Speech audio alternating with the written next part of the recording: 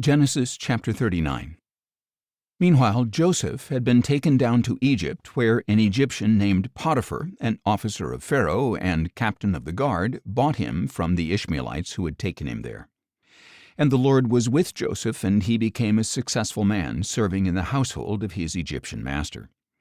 When his master saw that the Lord was with him and made him prosper in all he did, Joseph found favor in his sight and became his personal attendant. Potiphar put him in charge of his household and entrusted him with everything he owned. From the time that he put Joseph in charge of his household and all he owned, the Lord blessed the Egyptian's household on account of him.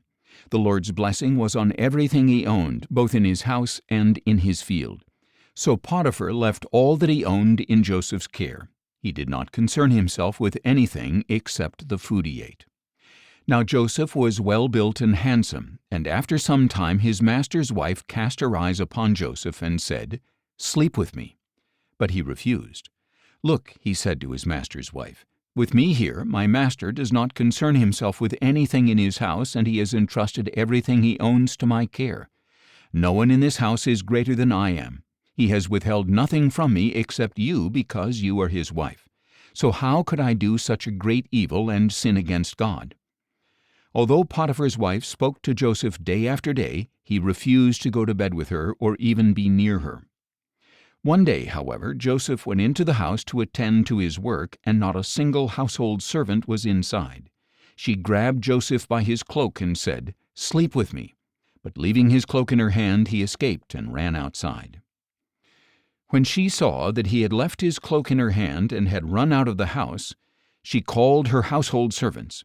"Look," she said, "this Hebrew has been brought to us to make sport of us. He came to me so he could sleep with me, but I screamed as loud as I could. When he heard me scream for help, he left his cloak beside me and ran out of the house." So Potiphar's wife kept Joseph's cloak beside her until his master came home. Then she told him the same story.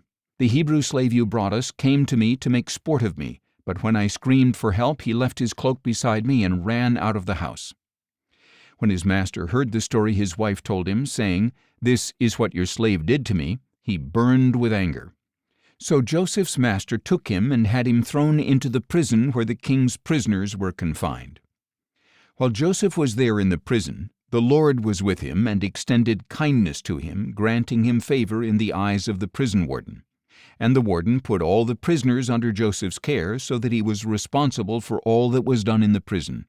The warden did not concern himself with anything under Joseph's care, because the Lord was with Joseph and gave him success in whatever he did.